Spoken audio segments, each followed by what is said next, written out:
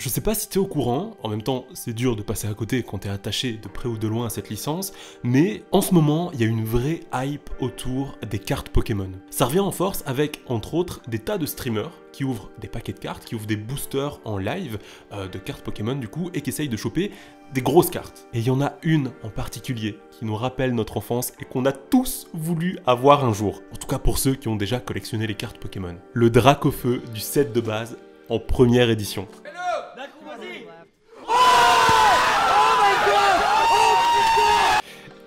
C'est vraiment pas n'importe quelle carte. Tu vois, cette carte, elle a plus de 20 ans, elle a littéralement marqué des générations, et visiblement, elle continue de le faire aujourd'hui. Alors, je t'en ai jamais parlé, mais des cartes, j'en ai collectionné pas mal. Par contre, celle-là, je l'ai jamais eue. Alors aujourd'hui, j'ai décidé de prendre ma revanche. Tant pis si je peux pas l'avoir, je vais me la créer. Et puis tant qu'à faire, je vais dessiner mon propre Dracofeu. Installe-toi, c'est parti. La première étape, c'est la plus simple, mais la plus importante. On va préparer le terrain et essayer de trouver un scan en haute définition, en HD, de cette carte sur internet, pour pouvoir dessiner dessus, justement. Alors vraiment, je pensais pas que j'allais galérer à ce point. J'ai dû mettre plus d'1 heure à chercher après une photo ou après un scan en haute définition de cette carte, et j'ai rien trouvé de mieux que ça. Bon, du coup, mon Dracofeu sera en anglais, mais au moins, la carte sera lisible, et puis quand on va imprimer, ce sera pas moche. La deuxième étape, maintenant qu'on a notre carte, on va pouvoir dessiner dessus. Mais pour ça, il va falloir détourer l'illustration du Dracofeu et puis l'enlever, étant donné que c'est ça qu'on va refaire, qu'on va redessiner sur notre carte, pour y laisser un simple carré blanc, un terrain de jeu vide, sur lequel je vais pouvoir m'amuser, sur lequel je vais pouvoir dessiner. Alors, je trace quelques traits, j'essaye de placer quelques formes, et ça y est, j'ai une première idée générale de ce à quoi va ressembler mon Dracofeu. Ce que je veux, c'est quand même garder un esprit similaire à l'illustration de base. Je veux que mon Dracofeu ouvre la gueule, qu'il crache du feu, et puis qu'il se tienne debout.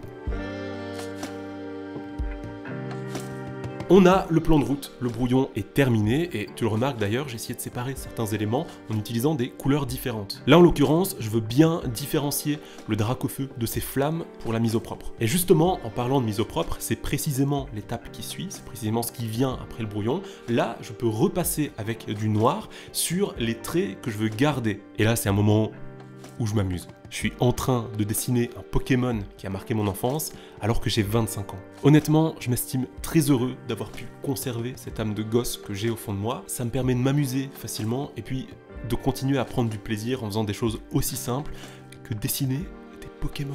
C'est trop bien, c'est trop bien. Pour bien terminer les traits noirs finaux, pour bien clôturer cette étape de la mise au propre, il va falloir que je veille à définir un peu plus précisément les formes des flammes que je vais représenter dans mon illustration. J'aimerais en fait qu'elles prennent une certaine place, c'est quand même ce qui fait toute la puissance de ce Pokémon, d'ailleurs Dracofeu c'est dans son nom, donc j'essaye de pas prendre ça à la légère. C'est pourquoi, même si ces traits là que je suis en train de faire seront pas sur l'illustration finale puisque je vais utiliser un brush par-dessus, eh bien je prends quand même le temps de dessiner assez précisément ces flammes en faisant leurs traits de contour justement durant cette mise au propre.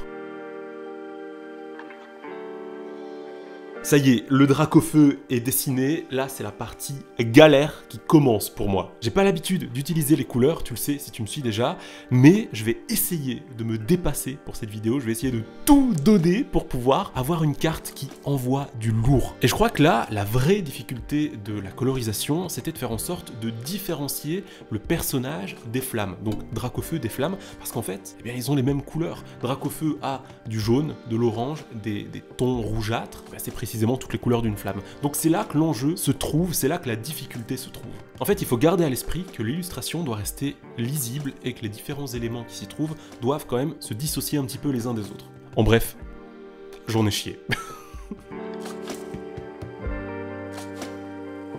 Voici maintenant ce que donne cette carte.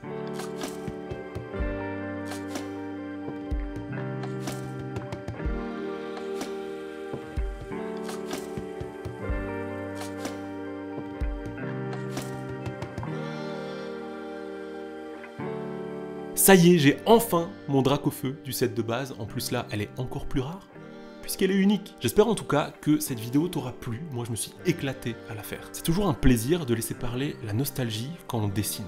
Et puis dessiner des choses comme ça, amusantes, c'est un peu une autre façon d'aborder le dessin sur la chaîne. Alors j'espère que l'expérience t'aura plu, j'espère que t'auras passé simplement un bon moment avec moi. Il est maintenant l'heure pour moi de filer. Je te dis à très bientôt pour une prochaine vidéo dessin sur la chaîne. Et d'ici là, porte-toi bien, parce que tu le sais, c'est ce qu'il y a de plus important.